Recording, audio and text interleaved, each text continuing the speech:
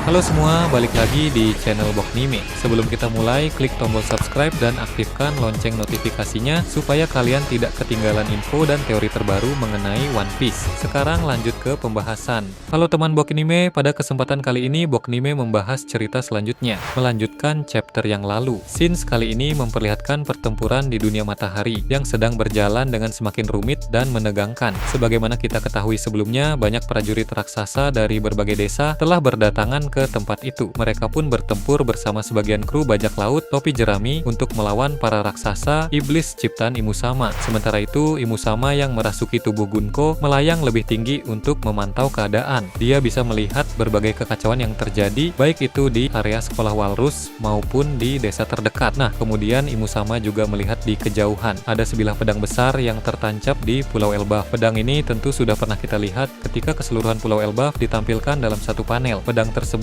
memiliki ukuran yang sangat besar sehingga menimbulkan pertanyaan tentang asal-usul pedang tersebut. Ketika Imusama melihat pedang itu, dia pun langsung menyebut nama Nika. Maka artinya pedang tersebut dulunya adalah milik sang dewa matahari itu. Dari sini juga terindikasi bahwa Imusama memang sudah hidup sejak era dunia pertama ketika dia Nika pertama masih ada. Jadi dalam dunia pertama Imusama bermusuhan dengan Nika. Lalu pada dunia kedua Imusama bermusuhan dengan Joy Boy. Nah, sekarang ini dalam dunia ketiga musuh terbesar Imusama adalah Luffy sebagai Joy Boy yang baru pada masa ini. Setelah menampilkan Imusama yang melihat pedang besar itu, cerita kemudian menampilkan beberapa pertarungan dalam pertempuran di dunia matahari. Saat ini Jembe dan Brook sedang bertarung melawan Dory dan Brogy yang telah menjadi raksasa iblis di bawah kendali Imusama. Dory dan Brogy pada dasarnya memang memiliki kekuatan yang hebat sebagai kapten bajak laut Giant Warrior. Sekarang kekuatan keduanya pun telah meningkat menjadi semakin hebat lagi berkat mode iblis yang diberikan oleh Imusama. Jadi Jinbe dan Brook tampak sangat kesulitan dalam pertarungan melawan dua raksasa tersebut. Brook pun memutuskan untuk melancarkan serangan terkuat yang dia miliki. Sang musisi bajak laut top jerami itu memakai teknik tebasan beku dengan skala yang sangat besar untuk menyerang Dory. Namun, Dory mampu bertahan dari teknik terkuat Brook itu. Hal ini tentu merugikan Brook karena dia menjadi kelelahan usai melancarkan serangan berskala besar tadi. Kemudian giliran Dory yang hendak melayangkan serangan balasan. Brook yang masih lelah tampaknya akan kesulitan untuk menghindari serangan itu. Tapi untung saja dari kejauhan Usopp bisa mengalihkan fokus Dory dengan beberapa tembakan Pop Green yang kuat. Ketika melakukan ini, Usopp sempat menangis karena dia sedih melihat kondisi dari bajak lalu Giant Warrior sekarang. Usopp mengingat momen-momen indah mereka sejak dari Little Garden sampai beberapa saat yang lalu di mana semuanya terasa baik-baik saja. Namun segalanya berubah total begitu Imusama merasuki tubuh Gunko dan mengubah mereka menjadi raksasa iblis. Usopp pun bertekad untuk mencari cara mengembalikan para raksasa menjadi seperti semula, walau untuk sekarang dia sama sekali tidak memiliki petunjuk apa-apa terkait hal itu. Tiba-tiba di belakang Usopp datang monster mimpi buruk ciptaan Gillingham. Seperti yang pernah kita bahas bersama, para monster mimpi buruk di sana telah menjadi semakin tangguh dan menyeramkan karena diperkuat oleh Imusama. Usopp pun terkejut melihat monster itu berada di dekatnya sehingga dia lari secepat mungkin untuk pergi menjauh. Kemudian setelah itu pertarungan antara Jinbe melawan Brogy juga disorot. Berbagai serangan yang Jinbe lancarkan terbukti tak efektif untuk menghadapi raksasa iblis Brogy. Maka Jinbe pun mulai mengendalikan awan-awan besar yang ada di sekitar sana untuk melancarkan serangan air yang diambil dari awan-awan tersebut. Serangan ini memang tak mampu mengalahkan Brogy dalam mode iblis, tapi setidaknya membuat si raksasa itu merasa kerepotan dan sangat terganggu. Dengan banyaknya awan yang ada di sekitar dunia matahari, Jinbe bisa memanipulasi awan-awan itu menjadi air yang sangat banyak. Kemudian melancarkan serangan air berskala besar secara terus-menerus kepada raksasa itu, sehingga serangan tersebut membuat Brogy kewalahan dan tidak bisa pergi kemana-mana.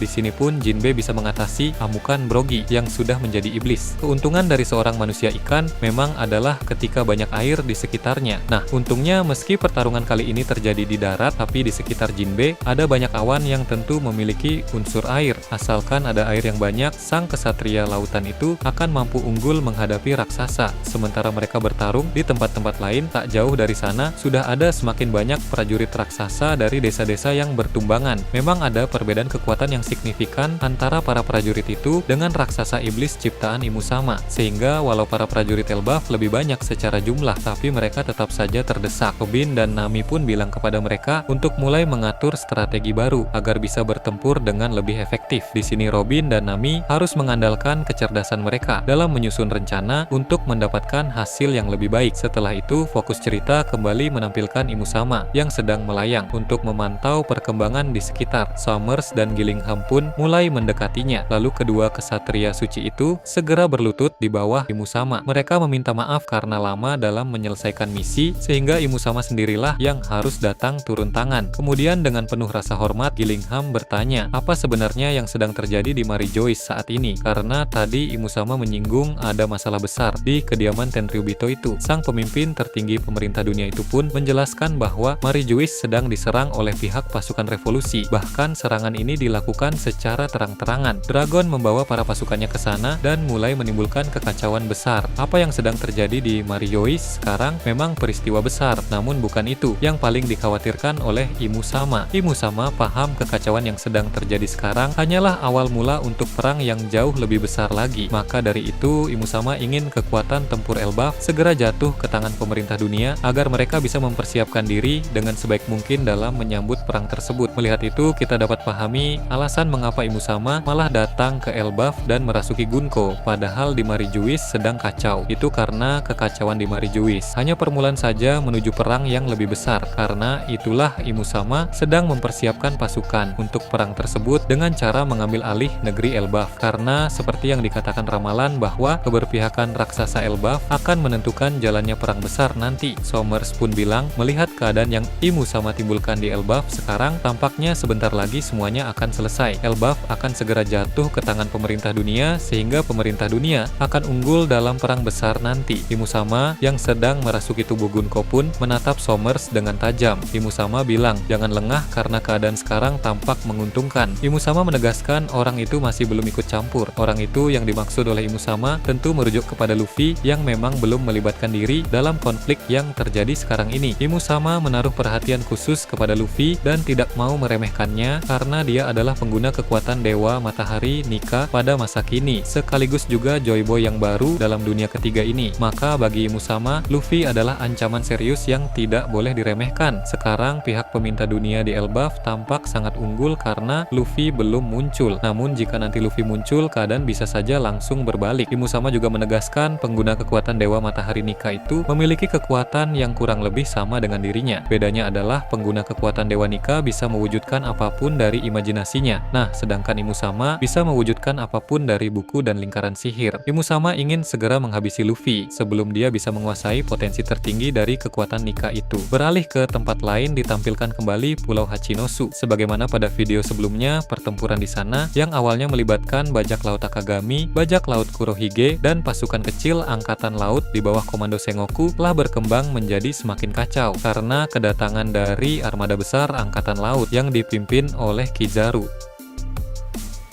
Kizaru juga datang dengan membawa 3 Seraphim. Karena dalam misi yang sulit seperti ini, Seraphim memang harus ikut dilibatkan. Namun rupanya hal itu malah menjadi blunder bagi angkatan laut karena Katarina Devon bisa meniru wujud Gorose Saturn dengan sama persis. Sebab di Pulau Eget yang lalu ada momen di mana dia menyentuh Gorose Saturn. Walau sekarang Saturn sudah mati, tapi Devon masih bisa meniru wujudnya. Bahkan program di mana dia bisa memerintah Seraphim juga masih aktif. Jadi Devon pun berubah menjadi Saturn dan segera memerintahkan Seraphim untuk membantu bajak laut Kurohige dan melawan semua musuh di sana. Seraphim memiliki program pengetahuan yang update terkait data diri dari orang-orang, sehingga dia tahu siapa saja bajak laut Kurohige dan para aliansinya. Selain orang-orang dari pihak bajak laut Kurohige, maka semuanya adalah musuh bagi para Seraphim. Baik itu bajak laut Akagami maupun angkatan laut, semuanya akan diserang. Dengan begitu, amukan dari Seraphim pun membuat situasi menjadi lebih panas lagi. Para marinir lemah dan para keroco dalam aliansi bajak laut Akagami pun mulai bertumbangan. Beberapa Fast Admiral pun tidak tinggal diam di sana. Mereka maju untuk melawan 3 Seraphim. Namun tentu para Fast Admiral itu kewalahan. Bahkan ada yang langsung kalah dengan cukup cepat. Level kekuatan Seraphim ini masih di atas para Admiral itu. Koby yang menyaksikannya pun tidak bisa tinggal diam. Koby sedang bersama dengan Puding yang telah dia bebaskan dari dalam sel penjara. Dia meminta gadis itu untuk berlindung terlebih dahulu karena Koby akan segera melawan Seraphim yang sudah berada di bawah kendali Katarina Devon. Koby pun bertarung melawan Esper di sana. Dia melancarkan teknik tinju kuat walaupun tidak sebesar Honesty Impact. Berhubung api di punggung Esper sedang menyala, maka itu berarti pertahanannya sedang terfokus. Esper pun hanya sekedar terdorong ke belakang karena pukulan Koby tadi. Tapi tampaknya Seraphim itu tidak mengalami cedera sama sekali. Lalu sekarang giliran Esper yang balik menyerang memakai teknik gelombang kejut berbentuk telapak tangan. Teknik itu berasal dari kekuatan tiruan buah iblis Nikyu Nikyu Nomi milik Kuma yang diciptakan oleh Vegapunk melalui zat bernama Green Blood. Hal itu telah dijelaskan dalam arc Eget yang lalu, di mana para Seraphim mendapat kekuatan buah iblis tiruan berkat zat tersebut. Koby yang terkena serangan itu pun merasa sangat kesakitan, tapi dia segera bangkit kembali dan bergerak lebih cepat dari sebelumnya. Dengan melesatkan Bushosoku Haki dan disertai Kenbun Shoku Haki miliknya, dia pun mampu melesatkan tinju Haki seperti Honesty Impact, namun versi kecilnya tepat di titik lemah Seraphim itu. Ketika terkena Seraphim Esper, sentuhan serangan itu memercikan petir hitam sehingga Esper terlempar jauh dari keberadaan Koby sekarang. Belum diketahui apa penyebabnya Koby dapat melancarkan serangan itu. Namun Mimin Boknime melihat itu artinya Koby telah mengembangkan Bushosoku Haki dan Kenbun Shoku Haki tingkat lanjut. Setelah itu cerita beralih ke tengah pulau, tempat di mana Shanks dan Kurohige sedang berada saat ini. Awalnya Kurohige melarikan diri dari Shanks karena dia harus pergi ke tempat Devon untuk memerintahkan wanita itu agar berubah menjadi satu dan mengendalikan para Seraphim. Shanks sebelumnya sempat ditahan oleh Shiryu, namun kini dia sudah pergi mengejar Kurohige di sana. Nah, itu berarti Shanks telah berhasil mengalahkan Shiryu yang sempat menahannya tadi. Shanks yang kini telah menyusul Kurohige pun langsung melancarkan sebuah tebasan. Namun tiba-tiba Ashok muncul di sana untuk menangkis serangan tersebut. Ashok melakukan itu karena sekarang Kurohige adalah orang yang harus dia lindungi sesuai perintah dari Devon yang berubah menjadi wujud Saturn tadi. Shanks pun merasa ini adalah situasi yang cukup lucu karena dia malah harus bertarung melawan Ashok yang merupakan tiruan dari Mihawk. Shanks selalu mengambil ancang-ancang untuk menyerang sambil berkata entah seberapa canggih Seraphim diciptakan, Ashok tetap tidak akan sama dengan Mihawk. Tanpa banyak bicara, tiba-tiba Shanks tepat berada di depan Ashok sampai Ashok terkejut sehingga terlambat menangkisnya. Alhasil Seraphim Ashok ini terkena haki Shanks yang luar biasa ini. Terlihat tubuh Ashok diliputi haki petir hitam di sekujur tubuhnya hingga akhirnya terpental sampai di patung Pulau Hachinosu. Tidak hanya di situ saja, Kurohige langsung mengambil kesempatan untuk menyerang Shanks secara mendadak memakai gura-gura Nomi. Shanks memang terlihat terhempas tapi tidak terluka sama sekali sebab sang sempat memperkuat tubuhnya dengan Bushosoku Haki Advance. Kurohige pun mengeluh dengan berkata memang sangat merepotkan untuk bertarung melawan orang yang sangat ahli dalam memakai haki. Shanks selalu saja sempat melakukan pertahanan dengan haki miliknya itu sehingga sangat sulit bagi Kurohige untuk memberikan luka kepada Shanks. Berpindah ke tempat lain diperlihatkan Mary Jewis. 4 Gorosei yang ada di ruang otoritas telah beranjak pergi dari tempat mereka itu. Sebagaimana kita bahas pada video sebelumnya, pelayan Imusama datang untuk memberi pesan dari Imusama di mana ada hal-hal tertentu di Mary Jewis yang harus Gorosei lindungi. Hal-hal yang harus dilindungi itu jangan sampai rusak akibat pertempuran di sana, apalagi jangan sampai jatuh ke tangan para musuh. Nusjuro pun bilang kepada rekan-rekannya untuk segera menghabisi siapa saja yang mencoba mendekati tempat-tempat yang telah Imusama perintahkan menjaganya. Bagaimana menurut kalian terkait ini? Nah, itu tadi berbagai hal menarik pada chapter 1151.